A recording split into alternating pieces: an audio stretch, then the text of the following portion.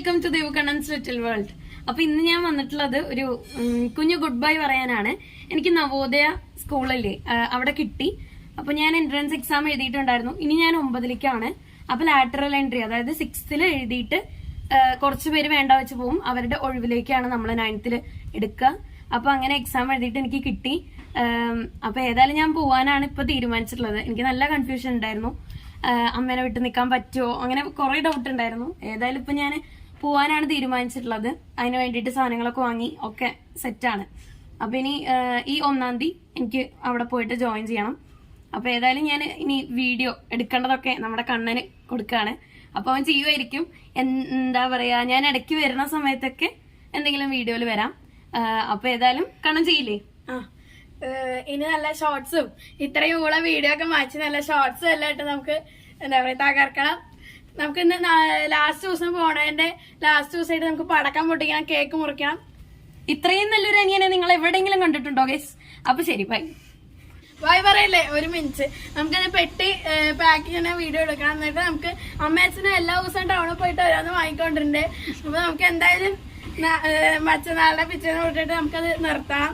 നമുക്ക് എന്തായാലും ടോമിനെ ഇങ്ങനെ ചവിട്ടി ഇങ്ങനെ എറിയണ പോലെ എറിയണം. നമുക്ക് പോയിക്കോ. അസൂയ 6th എഴുതിയിട്ട് കിട്ടിയില്ലേ അതിന്റെ.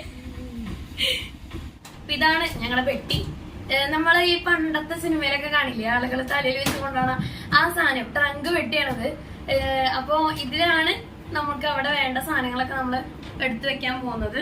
അപ്പൊ ഇത് ഏതായാലും ഇതിനുള്ളിൽ വേറെ റാക്കൊന്നുമില്ല, ജസ്റ്റ് ഒരു പ്ലെയിൻ പെട്ടി, ഇരുമ്പിന്റെയാണ്. അപ്പൊ നമുക്ക് ഇതിൽ സാധനങ്ങളൊക്കെ പാക്ക് ചെയ്ത് തുടങ്ങാം. ഇങ്ങനെയാണ് ഇത് ഉണ്ടാവുക. കുറെ സാധനങ്ങൾ വാങ്ങിയിട്ടുണ്ട്, എല്ലാം കൂടി കൊള്ളിക്കാൻ നോക്കും. ഇത്രയും സാധനങ്ങളാണ് ഞങ്ങള് കൊണ്ടുപോകാൻ വേണ്ടിട്ട് റെഡി ആക്കിയിട്ടുള്ളത്. പക്ഷെ ഇതിൽ തന്നെ ഇപ്പൊ സോപ്പാണെങ്കിലും പേസ്റ്റും അതേപോലെ പേനയും ബോക്സും ഇതൊക്കെ അവര് സ്കൂളിൽ നിന്ന് തരും. എന്തായാലും ഞാൻ ഫസ്റ്റ് ആയിട്ട് പോവായ കാരണം ഞാൻ പറഞ്ഞതാണ് അമ്മയുടെ അച്ഛൻ്റെ അടുത്തും വേണ്ടാന്ന്. പക്ഷെ അവർക്കൊരു ധൈര്യത്തിന് വേണ്ടിയിട്ട് വാങ്ങി തന്നിരിക്കുകയാണ്. അപ്പൊ എന്തായാലും ഇത്രയും സാധനങ്ങളാണ് ഇപ്പൊ ഞാൻ കൊണ്ടുപോകുന്നത്. ഇതിൽ തന്നെ കുറെ അവര് സ്കൂളിൽ നിന്ന് തരും, അതിനു വേണ്ടിയിട്ടാണ് എടുത്തിട്ടുള്ളത്. അപ്പൊ ഇതൊക്കെ ഇനി ഇതിൻ്റെ ഉള്ളിൽ എടുത്തു വെക്കണം. ബെഡ്ഷീറ്റ് ആയാലും അത് അവിടെ കിട്ടും. എന്തായാലും നമ്മളൊരു ധൈര്യത്തിന് വേണ്ടിയിട്ട്, അമ്മയുടെ അച്ഛന്റെ ധൈര്യത്തിന് വേണ്ടിയിട്ട് എടുത്തിരിക്കണം. ഇത്രയും സാധനങ്ങൾ ഇങ്ങനെ പോയി കഴിഞ്ഞാൽ ഞാനും നവോദയയിൽ പോയിരുന്നു.